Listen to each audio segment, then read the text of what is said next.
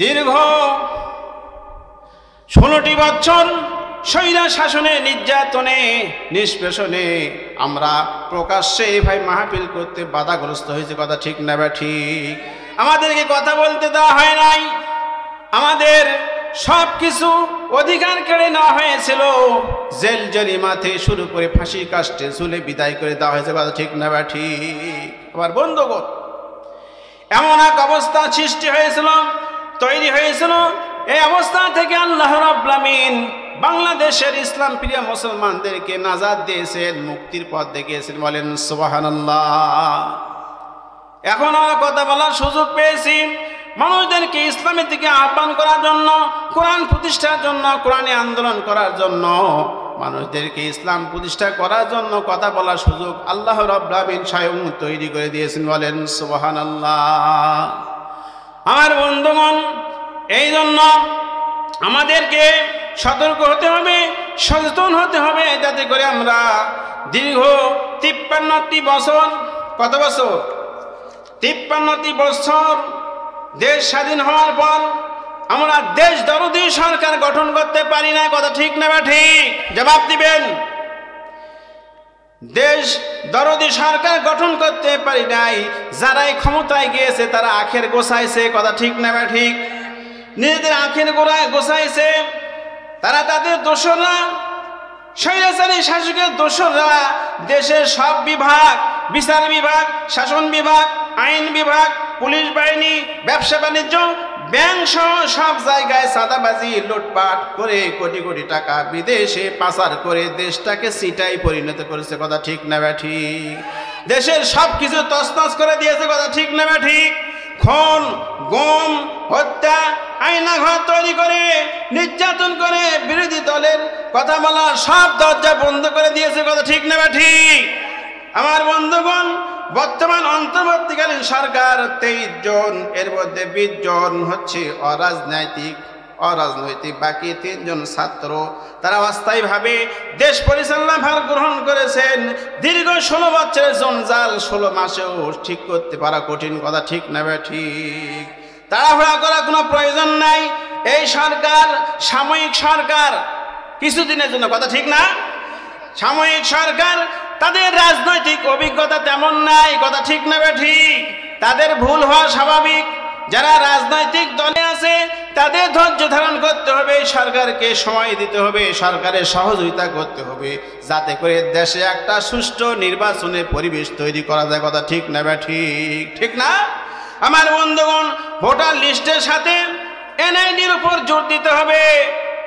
এনআইডিকে voter card হিসাবে চালাতে পারলে জাল ভোট থেকে রেহাই পাওয়া যাবে। কথা ঠিক না বা ঠিক? তাই আজকের মাহফিল থেকে বলতে চাই যে এই সরকারের যে সিসি গঠন তৈরি হয়েছে, নির্বাচন করা হয়েছে, নির্বাচন প্রধানকে বলতে চাই মাহফিল থেকে, যদি আপনারা ভোটার তালিকার সাথে ভোট দেওয়ার সময় যদি এনআইডি কার্ড যদি দেখাতে পারেন তাহলে জাল ভোট পড়বে না। কথা ঠিক না বা ঠিক? তাকবীর, লিল্লাহে তাকবীর, লিল্লাহে তাকবীর।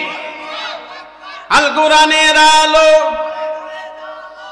সংসদে জালো, লিল্লাহে তাকবীর। আল হাদিসের আলো, আলিম ওলামা যেখানে, হাফেজকারী যেখানে, ইমাম মুয়াজ্জিন যেখানে, লিল্লাহে তাকবীর।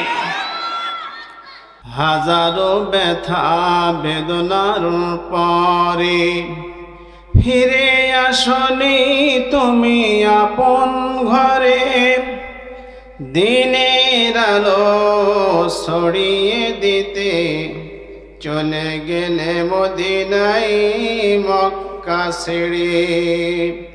হে রাসূল, তোমাকে বলি আমি কেমন করে, খেয়ে না খেয়ে দিন প্রচারের কাজে নিজেকে দিয়েছো বিলিয়ে। তায়েফের কাফেররা চিনল না সে আলো, দুষ্ট ছেলেদের পিছু দিল লেলিয়ে, পাথরের আঘাতে ক্ষত বিক্ষত হয়ে সারা শরীর থেকে রক্ত ঝরে। হে রাসূল তোমাকে ভুলি আমি কেমন করে।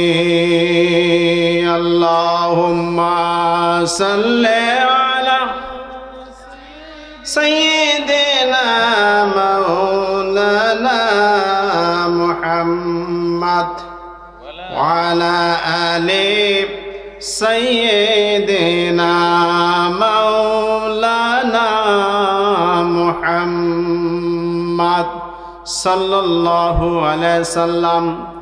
জীবনে কখনো তুমি মিথ্যা বলনি, জীবনে কখনো তুমি মিথ্যা বলনি, তাই তো তোমায় পেতে কাঁদে ধরণী, তোমায় পেতে যা সবাই আকুল। হে রাসূল হে রাসূল হে রাসূল।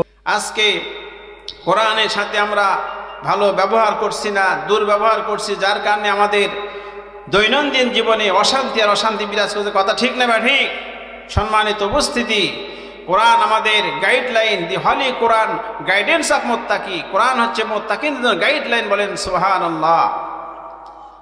আন্ডারস্ট্যান্ডিং ইজ দি হলি কোরআন। কোরআন হচ্ছে উপলব্ধির বিষয়। আল্লাহ রাব্বুল আমিন তার হাবিবকে বলেছেন, ওয়াযাক্কির ফাইন্নায যিকরা তানফাউল মুমিনিন।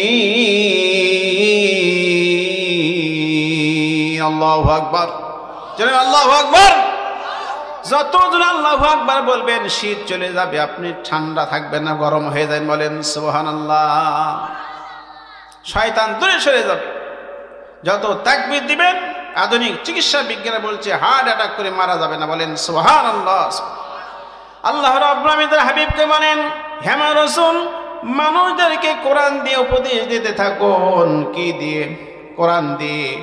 এই কোরআনের ফায়দা তারা লাভ করবে, কোরআন দিয়ে তারাই উপকৃত হবে যারা মুমিন। বলেন সুবহানাল্লাহ।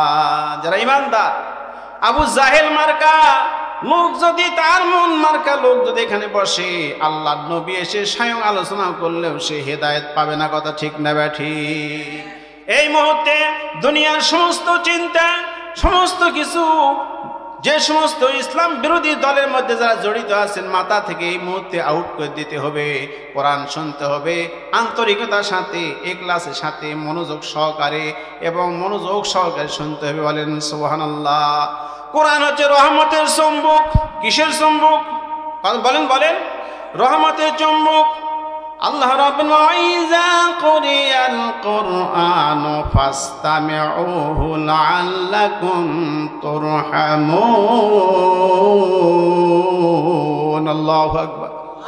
আল্লাহ রাব্বুল বলেন, যখন আমার কোরআন তোমাদের সামনে তেলাওয়াত করা হয়, ওয়াইজা কুরিয়াল কুরআনু ফাসতামিউহু ওয়ানসিতু, তোমরা চুপ করে শোনো, লাআল্লাকুম তুরহামুন, তোমাদের প্রতি রহমত করা নাজিল করা হবে, দয়া করা হবে। বলেন সুবহানাল্লাহ। এই কোরআন স্পর্শ করলে সওয়াব, দেখলে সওয়াব, অনুধাবন করলে সওয়াব, তেলাওয়াত করলে সওয়াব, বুঝতে পারলে সওয়াব, কোরআন মানুষের কাছে পৌঁছে দিয়ে সওয়াব, কোরআনের আলোচনা করলে সওয়াব আর নেকি আর নেকি। বলেন সুবহানাল্লাহ।